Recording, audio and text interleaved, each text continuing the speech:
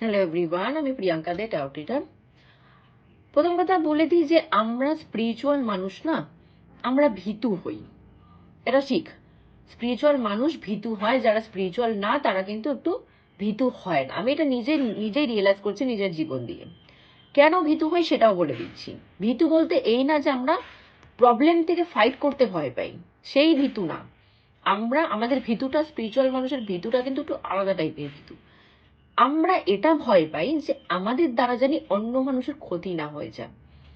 আমরা লাইফে এমন কিছু না করে বসি যে অন্যের লাইফে প্রবলেম সৃষ্টি হয়ে যায়। অন্যের ক্ষতির জন্য আমরা খুব ভয় থাকি, কিন্তু যে আমাদের জন্য জানি কারো এইটুকু প্রবলেম না হয়, কেউ জানি আমাদের জন্য সাফার না হয়। তারপরে আসুক হচ্ছে যে আমরা এরকম কোনো ভুল কাজ জানি না করি যে আমাদের ইষ্টের বুকে ব্যথা লাগে। কারণ আমরা সবসময় কানেকশন আছে তো। তো আমরা এটা ভেবে চলি যে আমার ঠাকুর আমাকে সবসময় দেখছে। অনেকে আছে যেটা ভাবে তো ঠাকুর ঠাকুর কিছু নেই, কেউ কাউকে দেখছে না, তাদের ব্যাপার আলাদা। কিন্তু আমরা জানি যে আমাদেরকে ঠাকুর আমাদেরকে সব সময় দেখছে। তো আমরা যদি এইটুকু ভুল ভ্রান্তি করে বসি না, তার বুকে ব্যথা লেগে যাবে। কারণ সন্তান যখন কোনো ভুল করে বসে না, মা বাবার বুকে কিন্তু সবার প্রথমে ব্যথাটা লাগে যে আমার সন্তান এই ভুল কাজটা করে দিল, বা আমার সন্তানের জন্য অন্য কারো সন্তানের ক্ষতি হয়ে গেল। তো এটা কিন্তু মা বাবার বুকে প্রথম লাগে। তো সেরকমই ঠাকুর হচ্ছে আমাদের মা বাবা। তো আমরা যদি কোনো ভুল কাজ করে বসি, সে কিন্তু কষ্ট পাবে।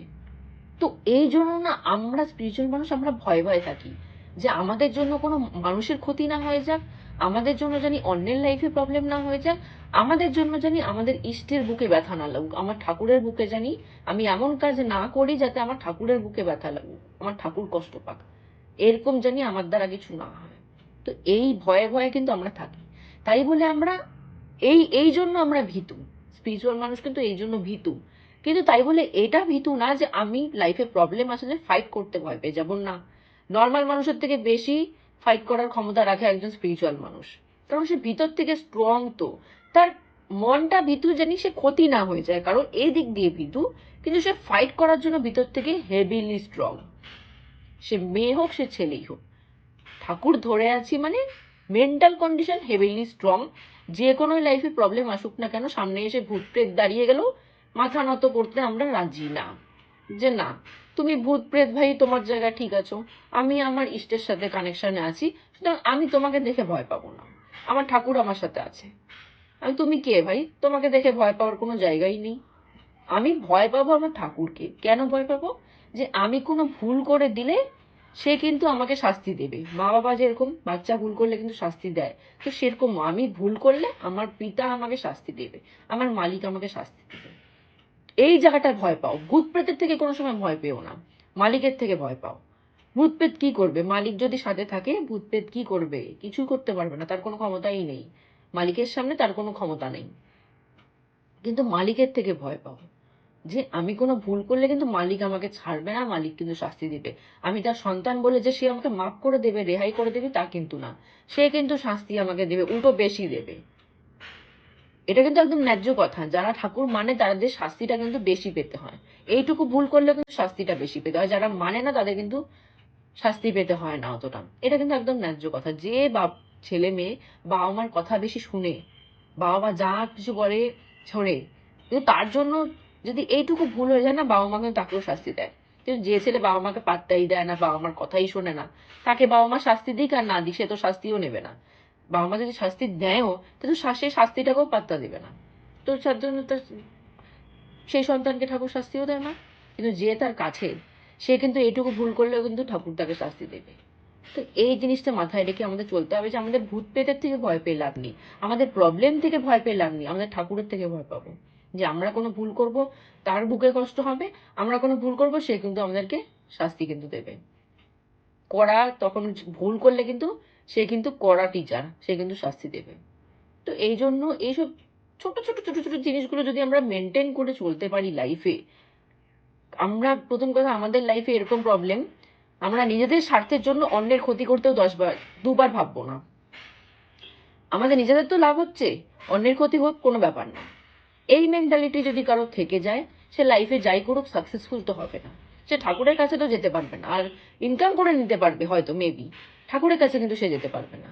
ঠাকুর যে অন্যের কথা ভাবে, শুধু মানুষ না, যে পশু পাখি জীবজন্তুরও কথা ভাবে, ঠাকুর কিন্তু তাকেই কাছে টানে। ঠাকুর ভাবে যে তুমিও আমার সন্তান, সেও আমার সন্তান। এক ঠাকুরের এক সন্তান যদি আরেক সন্তানকে হ্যাপি রাখে, তাহলে ঠাকুরও হ্যাপি হয়। কিন্তু ঠাকুরের এক সন্তান যদি তার ছোট একটা জীবকেও কষ্ট দেয়, তখন কিন্তু তার বুকেও কষ্ট হয় যে তুমি বড় বলে তুমি একটা ছোট জীবকে মেরে দিলে, তখন কিন্তু ঠাকুরও কিন্তু কষ্ট পায়। কিন্তু ওইটুকু জীবটাও কিন্তু ঠাকুরের সন্তান। তো ঠাকুরের কাছে তারাই যেতে পারে যারা অন্যের কথা ভাবে, অন্যকে হেল্প করার কথা ভাবে, নিজের জন্য যিনি অন্যের ভুল কোনো ক্ষতি না হয় সেটা ভাবে। তারাই একমাত্র কানেকশনের উপযুক্ত। না হলে যারা নিজে ছাড়া অন্যের কথা কিছু ভাবেই না, তারা, আমার মনে হয় না তারা তার সাথে কানেকশন করার মতো উপযুক্ত। আর উপযুক্ত তখনই হবা যখন, উপযুক্ত হলেই লাইফে সাকসেসটা আসবে। যখন ঠাকুর তোমাকে উপযুক্ত মনে করবে কাছে টানার, সাকসেসটা তখনই সে দেবে। না হলে কিন্তু সাকসেসটা পাওয়া একটু চাপের ব্যাপার। ইনকাম, মানুষ আজকালকার শুধু ভাবে যে আমার কাছে টাকা আছে মানে আমি সাকসেসফুল। ইনকামটাই সাকসেসফুল না। ইনকামটা শুধু সাকসেস, আমি এরকম প্রচুর মানুষ দেখেছি যে প্রচুর ইনকাম করে, তার ঘরে শান্তি নেই, ঘরে কারোর সাথে মনোমালিন্য, মানে মনের মিল নেই, ঘরে কোনো শান্তি নেই। তার প্রচুর ইনকাম করে, ঘরে শান্তি নেই। আমার এরকম মানুষও দেখছি খুব কম কামাই করে, কোনো রকমের সংসার চলে যায়, কিন্তু ঠাকুর ধরে আছে, তার মনে শান্তি আছে। সে বলে আমি খুশি, ভিতর থেকে আমি খুশি, কারণ আমি ঠাকুর ধরে আছি। আমি হয়তো একটু ইনকাম কম করি, কিন্তু আমি ঠাকুর ধরে আছি, আমি শান্তিতে আছি। তো শান্তি কোনো সময় ইনকাম দিয়ে হয় না, সাকসেসফুল কখনো ইনকাম দিয়ে হয় না। আমি খুব কোটিপতি তাই বলে আমি সাকসেসফুল, আমি মনে করি না। যে যে কোটিপতি সে সাকসেসফুল, আমি মনে করি না। আমি মনে করি যে ঠাকুর ধরে আছে সেই সাকসেসফুল। সে কোটিপতি হোক বা না হোক, সেই সাকসেসফুল, কারণ সে মালিকের সাথে কানেকশনে আছে। তো সাকসেসফুল সেই যে মালিকের সাথে কানেকশনে থাকবে। আমার মতে তো, আমি তো তাই ভাবি যে যে ঠাকুরের চরণে পড়ে আছে সেই সাকসেসফুল। যে ঠাকুরের সাথে কানেকশন নেই, এদিকে কোটি কোটি টাকা আছে, আমার মতে আমি তাকে সাকসেসফুল মনে করি না। তো তোমাদের এখন হিসাব করতে হবে যে তোমরা কিরকম সাকসেসফুল হতে চাও। তোমরা ঠাকুর ছাড়া সাকসেসফুল হতে চাও না ঠাকুর ধরে সাকসেসফুল হতে চাও?